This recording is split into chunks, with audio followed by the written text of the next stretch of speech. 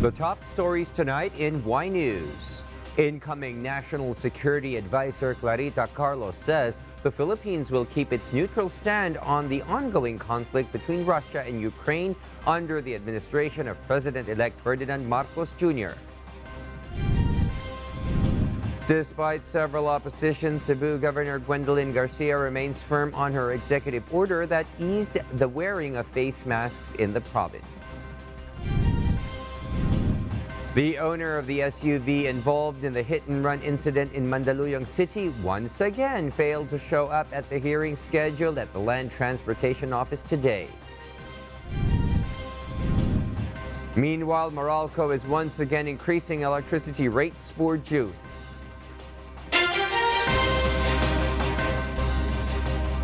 Good evening, Philippines and the world. Today is June 10, 2022.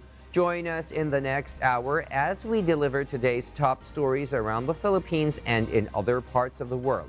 I am William Theo. We are also seen in 1,935 satellite monitoring centers nationwide and via live streaming worldwide through the UNTV News and Rescue social media accounts.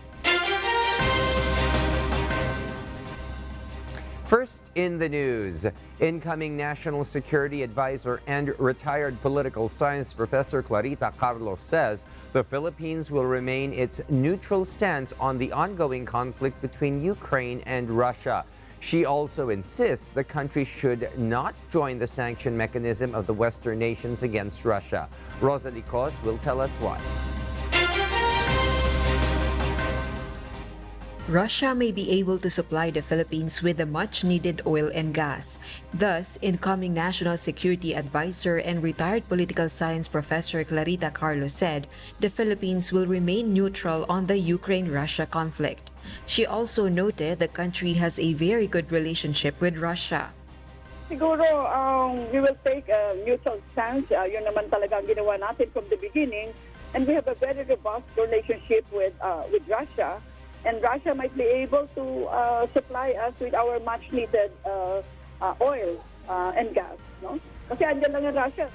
Professor Carlos also said the Philippines should not join the sanction mechanisms of the West against Russia over its continuing attacks against Ukraine. Instead, she pointed out the Philippines should take advantage of Moscow's pivot to Asian countries. Pero kung magbibigay ako ng advice sa President, it should be na hindi tayo pwedeng mag-join the sanctions mechanism na ginagawa ng US. It was on February 24 when Russia launched its invasion against Ukraine.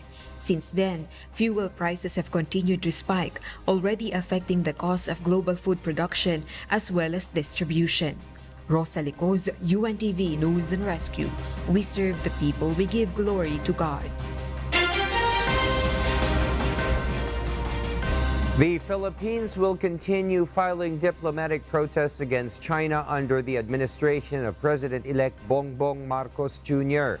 This is the reaction of incoming National Security Advisor and retired political science professor Clarita Carlos after the Philippines filed another diplomatic protest against China over the return of more than 100 Chinese vessels to Culian Felipe Reef on April 4. We will continue to file diplomatic protests, no? Never mind that we're filing 10,000 of them, because if we don't, that means we acquiesce to the situation on the ground. However, Professor Carlos also said the Philippines must continue communicating and engaging with China and other nations on the disputed territories. President-elect Ferdinand Bongbong Marcos Jr. committed to continue President Rodrigo Duterte's crackdown against illegal drugs with the same vigor, but with a different approach. Nel Maribohok will tell us why. President-elect Ferdinand Marcos Jr.'s drug war will focus on rehabilitation and with respect for human rights. Swedish Ambassador Annika Thunberg said Marcos made this statement during their meeting today regarding the rule of law, human rights, and the war on drugs. We also touched upon political affairs and the importance of the strong commitment that has been expressed by the President-elect to conduct the war on drugs within the framework of the law and with respect for human rights and with a focus on rehabilitation and socioeconomic development, something that is very much appreciated. The meeting also discussed the importance of collaborating among nations based on international law and transnational collaboration to handle challenges such as the global drug trade, transnational crime, and the pandemic, Thunberg said. Meanwhile, United Nations Representative Ambassador Gustavo Gonzalez also held a meeting with Marcos. Gonzalez said the incoming president has promised high level of accountability for human rights violations and abuses in the country. This was a topic that he immediately raised, and he mentioned also the importance of ensuring high level of accountability in terms of the human rights. And we also referred to the October session of the Human Rights Council, where the new administration will be ready for a successful session. Also, the UN envoy said he reiterated the support of UN to all the efforts of the Philippines on the human rights agenda. Nel Maribuhok, UNTV News and Rescue, we serve the people, we give glory to God. Incoming Labor Secretary Attorney Bienvenido Laguesma says the department should have transparency and simplicity, especially when tackling labor issues such as unemployment and wage hike. Eileen Cerudo will tell us why. Transparency in data and simplification of laws and definitions would help in coming up with solutions to tackle issues in the labor sector. This includes reducing the unemployment rate and discussing wage increase. Transparency will be one of the cornerstones of the administration of incoming President Bongbong Marcos. Kung hindi ka transparent, nandiyan talaga yung suspicion, pagdududa sa mga nilalabas mo na datos. No? During an interview in Get It Straight with Daniel Razon, incoming Labor Secretary Attorney Bienvenido Laguesma explains the importance of clear and verified information about issues. He also said that transparency can be achieved if each sector coordinate with each other to resolve issues. He calls on the labor and business sector to have an open mind when it comes to discussing issues and encourage them to compromise. So, bahagi yan ng dapat na gawin. Tapos, siguro, bahagi ng aking panawagan sa hanay ng manggagawa at namumuhunan, kung magpapadala po sila ng representante sa mga tripartite bodies, sana po ipadala nila yung medyo may bukas ang isip, may kaalaman dun sa trabaho. The incoming Labor Secretary also assures he will improve the department's relation with other government agencies. Meanwhile, the Trade Union Congress of the Philippines said the labor sector is open to compromise.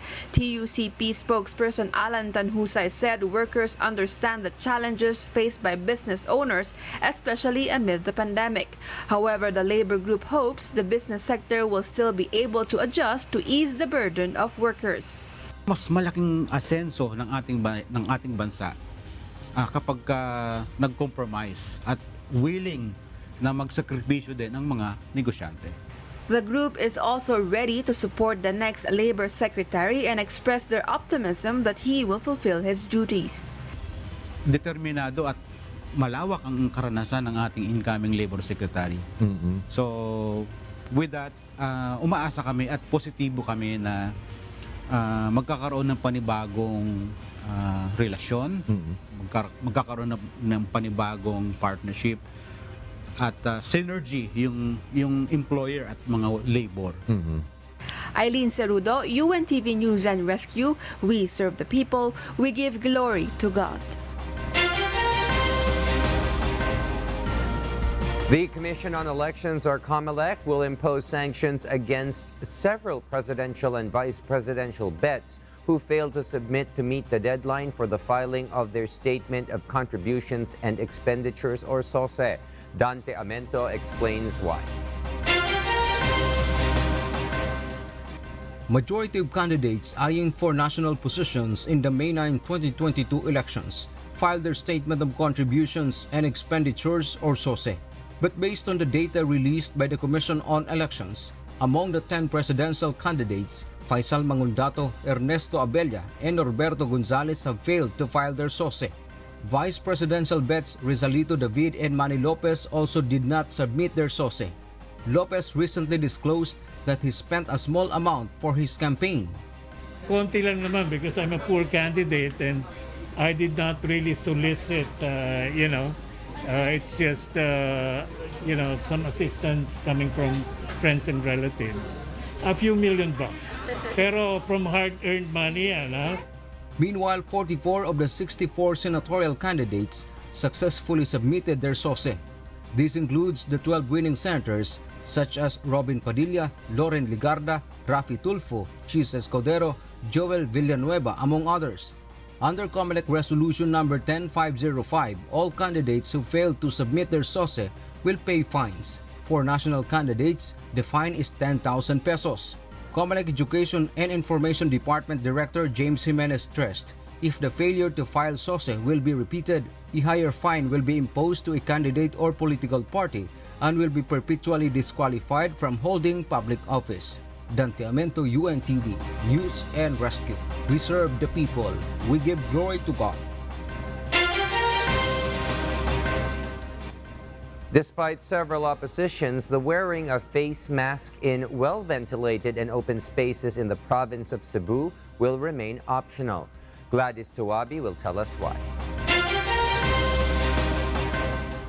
Cebu Governor Gwendolyn Garcia defended her executive order or EO that eased the wearing of face mask as a protocol to prevent the spread of COVID-19. Earlier, Interior Secretary Eduardo Año has ordered the police to continue to confront, apprehend, and arrest all violators of minimum public health standards, which includes the mandatory wearing of face mask in public places. But for Garcia, those who are not wearing their face mask in open and well-ventilated spaces should not be apprehended. Look around. We are just formalizing what is actually happening. People are taking off their masks. Are you catching? We are just recognizing, and I probably am the first courageous one to say it. The public is sick and tired of these face masks, especially when it's already unreasonable to be wearing it in wide open, ventilated areas. We all know, ventilation is key. The governor also clarified that EO number 16 that she issued last June does not totally scrap the wearing of face mask policy. We shall only require face masks in closed and or air-conditioned places or spaces. However, in well-ventilated and open spaces, the use of face masks shall be optional. That's the key word. We are not saying do not use. We are, however, saying it's your choice. If you wish to continue wearing the face mask in well-ventilated and open spaces, what do I mean? If you go to the sea and wish to breathe in the sea air, well, it's up to you if you wish to continue wearing a face mask. In Cebu City, wearing a face mask is still required. The Department of Health has reiterated the importance of wearing a face mask during the pandemic. The Cebu Provincial Board is set to pass a resolution on Monday, June 13 in support of the governor's EO. Gladys Tuabi, UNTV News and Rescue. We serve the people, we give glory to God. The Department of Health, or DOH, has assured the public that there has been no confirmed or suspected case of monkeypox yet reported in the Philippines. Meanwhile, the Department of Health criticized the optional wearing of face mask policy in Cebu. Aiko Miguel will tell us why. The Health Department started their surveillance long before other countries confirmed and reported monkeypox cases. The government has been closely monitoring the developments on monkeypox. Health spokesperson Undersecretary Maria Rosario Vergara confirmed they have sent samples for sequencing classified as probable monkeypox cases. However, the Philippines is still monkeypox-free, the DOH said. Sa kasalukuyan or currently, nakapagpadala na tayo ng 6 na samples, no? At we classify them as probable cases. Dumating na rin ang mga resulta nitong mga pinadala natin na test na ito at ito lahat ay nagbigay ng negatibo na result. So we'd like to clarify to everybody, there is still no confirmed monkeypox case here in the country. On the other hand, the DOH reiterates the importance of wearing face masks, since this is an essential and effective way to prevent the spread of infectious diseases like COVID-19 and monkeypox should it reach the Philippines. This is why the DOH explained that they still recommend to continue the face mask mandate. Undersecretary Vergere also said the Cebu provincial government did not consult them on easing the wearing of face mask in Cebu. Gusto natin itong linawin, hindi po kami nakonsulta regarding this move or executive order coming from Cebu. Ang Department of Health po, kasama po ng ating mga eksperto, ay naninindigan sa ating posisyon na ang mask po ay still valuable in our response. Nire-recommenda natin na ipagpatuloy nating isuot po ang face mask dahil isa po ito sa ating mga panlaban dito po sa COVID-19 na virus na meron tayo ngayon. The public was also reminded that the COVID-19 pandemic is not yet over. Individuals can still catch the virus, most especially for the vulnerable population. Everyone is reminded to be responsible by wearing best-fitted masks, isolate when sick, double up protection through vaccination and boosters, and ensure good airflow. Aiko Miguel, UNTV News and Rescue. We serve the people, we give glory to God. Meanwhile, Meralco consumers are advised to conserve electricity as the electric company is once again increasing their rates for the month of June. Janice Inhente will tell us why. Following a rollback implemented last month, households and businesses in areas served by the Manila Electric Company Meralco can expect higher bills in June. This as the utility firm raised its overall rate for a typical household went up by 0.40 centavos per kilowatt hour, bringing it to 10.46 pesos per kilowatt hour from 10.06 pesos per kilowatt hour. The power rate hike translates to an increase of around 80 pesos on the total bill of a residential customer consuming 200 per kilowatt hour, 119 pesos for those consuming 300 per kilowatt hour, 159 pesos for 400 per kilowatt hour consumption, and 199 for those consuming 500 per kilowatt hour. With this, Meralco consumer are now reducing their power consumption. Ang dati kasi namin, nasa ano lang kami, mga 3,300. Tapos nag 4,000, ang laki ng tinaas. Kaya sabi ko nga, bakit kaya ganito? Yung rice cooker, analis ko na, mas lalong tumaas. Nagtitipid din ako ng iba, yung TV namin. Kumbaga din nanonood, sa cellphone na lang. Pero mataas pa rin. Ang taas talaga. Tipid pa kami, hindi na rin ako gumamit ng rice cooker. Sa kala na lang ako nagsasaing. Tapos sa araw, isang electric pan na lang kami. Hindi na kami nag-i-electric pan ng siyempre nagtitipid ka. Huwag naman itaas ng ganong kataas. Kung magtataas ka, unti lang. Kasi kawawa naman paano kung wala naman naghahanap buhay. Maasa ka lang sa kung ano ang kita ng tricycle boy. Ang hirap. Larry Fernandez, Meralco Vice President and Head Utility Economics, explains that the increase in the overall rate was mainly due to the high fuel costs, which affects fuel charges as well as coal prices increased.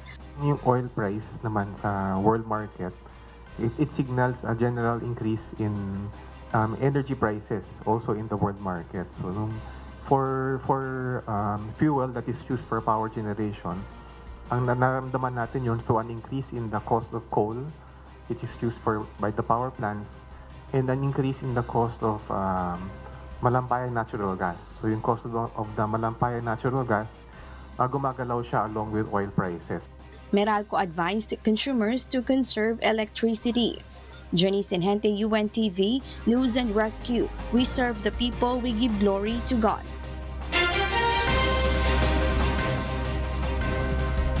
And for the news abroad, a more advanced space-based invention which will provide more accurate weather forecasts and climate predictions is expected to launch by 2024.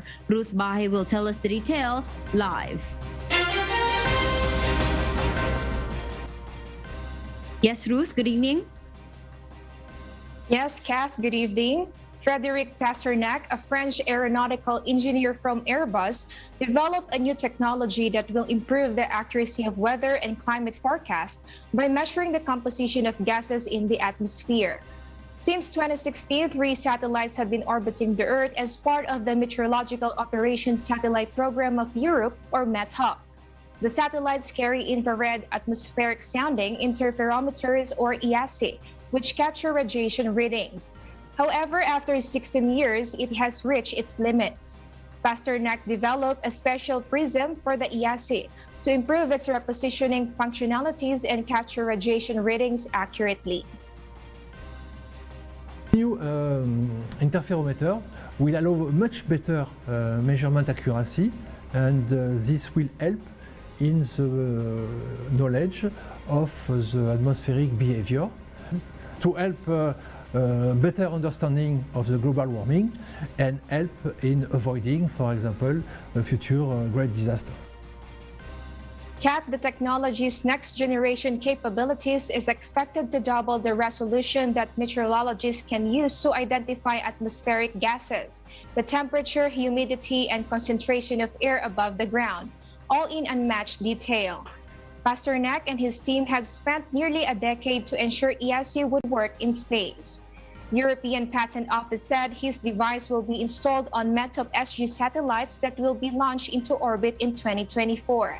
This upgraded weather forecast invention will help save lives and millions of euros in damages each year from extreme weather such as floods and heat waves. Back to you, Kath. Thank you, Ruth Bae, for that live report. The Australian government released data that 52.2% of the eligible senior population, 65 and over, or more than 1.6 million people, have received their 4th COVID-19 vaccination. In total, including those under 65, 1.8 million Australians have received at least 4 vaccine doses. Due to the winter season in Australia, the government is urging people to take the booster shots available, as well as influenza vaccinations, to ensure theirs and their family's safety. In line with this, children 12 to 15 years old who are severely immunocompromised, have a disability with significant or complex health needs, or have complex and or multiple health conditions that are at risk of severe COVID-19 will be eligible to get their booster shots from Tuesday, June 14. More than 30,000 COVID-19 cases have been recorded for the past 24 hours, and more than 95% of people aged 16 and above are fully vaccinated in Australia. Job hunters eyeing a position in Microsoft Corporation will immediately know the salary information of the job they're applying for. Ryuji Sasaki reports why live. Yes, Ryuji? Good evening, Kath. Microsoft announced recently it would start adding salary information to all public and internal job postings to boost transparency for all job seekers no later than January 2023. The software company is set to be the first major US company to publicly disclose salaries following the new salary disclosure law in its home state, Washington. Such laws have been recently passed or newly proposed in various states in America. New York City recently adopted the new salary disclosure law that is expected to take effect in November. In related moves, Microsoft also announced it will stop requiring most of its employees to sign non-disclosure agreements over workplace misconduct complaints. It also commits to a civil rights audit of its workforce policies in 2023.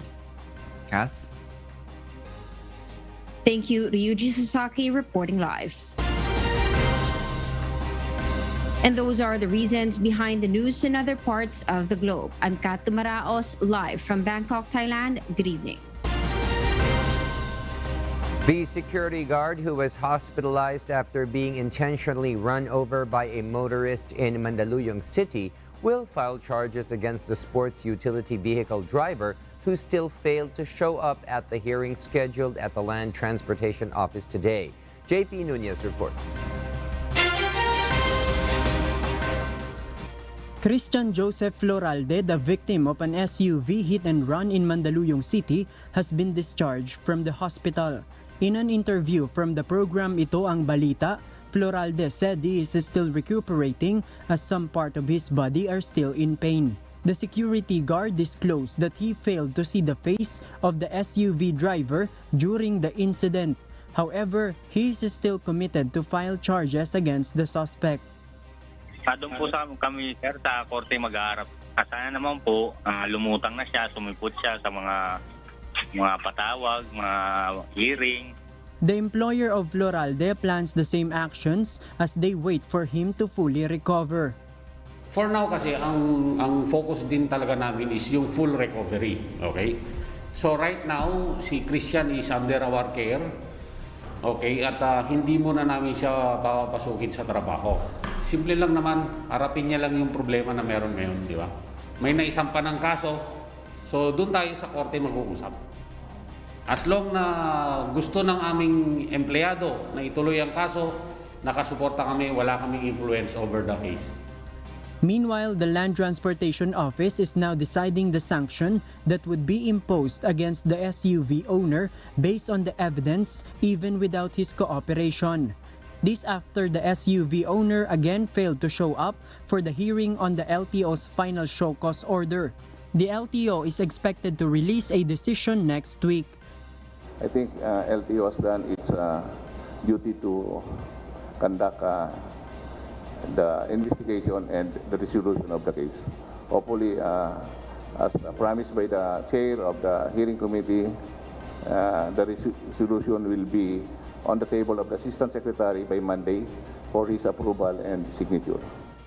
According to LTO, the SUV owner may face suspension or revocation of his driver's license over the incident. As a preventive action, the suspect's driver's license had been suspended for 90 days. JP Nunez, UNTV, News and Rescue. We serve the people. We give glory to God. The Bangko Sentral ng Pilipinas is set to implement new policies in electronic fund transfers. This includes possible lowering of fees in using the service. Asher Kadapan Jr. details why. The Bangko Sentral ng Pilipinas has been recording high and increasing volume of digital financial transactions since its utilization in 2009. With this, the BSP is looking for ways to continue improving the service, particularly its security to protect the users and financial institutions. We have been seeing a lot of growth for PesoNet and InstaPay volume. So the combined transaction volume is now at 143 million for the first quarter of 2022, while the combined value is now at 2.1 billion. But the central bank reveals that as a matter of policy, the BSP does not place caps or ceilings of fund transfer fees. Instead, what they incorporate in it are principles. But the principles that will be coming out in this policy will depend on the results of the study they are currently conducting. The study entails the pricing structure and practices of payment service providers. The BSP further says they are looking to develop pricing guidelines so that the fees for these fund transfer services will be aligned accordingly. It is possible, though, that the fees may become lower upon its implementation. So maybe as a result of the implementation of this new policy, it is possible that the payment service providers will have to reevaluate the way that they price their PesoNet and InstaPay fund transfer fees, for example. So it is possible that as a result of that evaluation, they may have to reduce. But as of the moment, it's not definite yet. The BSP targets to complete the new policy before the year ends. Asher Kadapan Jr., UNTV News and Rescue. We serve the people, we give glory to God.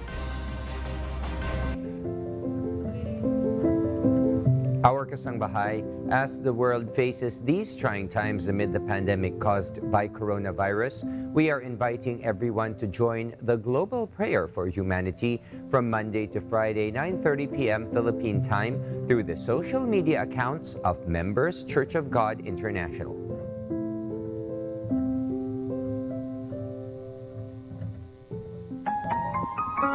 And before we close, we will leave you with a word giving glory to God from the book of Ephesians chapter 4, verse 29. It says, "Let no corrupt communication proceed out of your mouth, but that which is good to the use of edifying, that it may minister grace unto the hearers."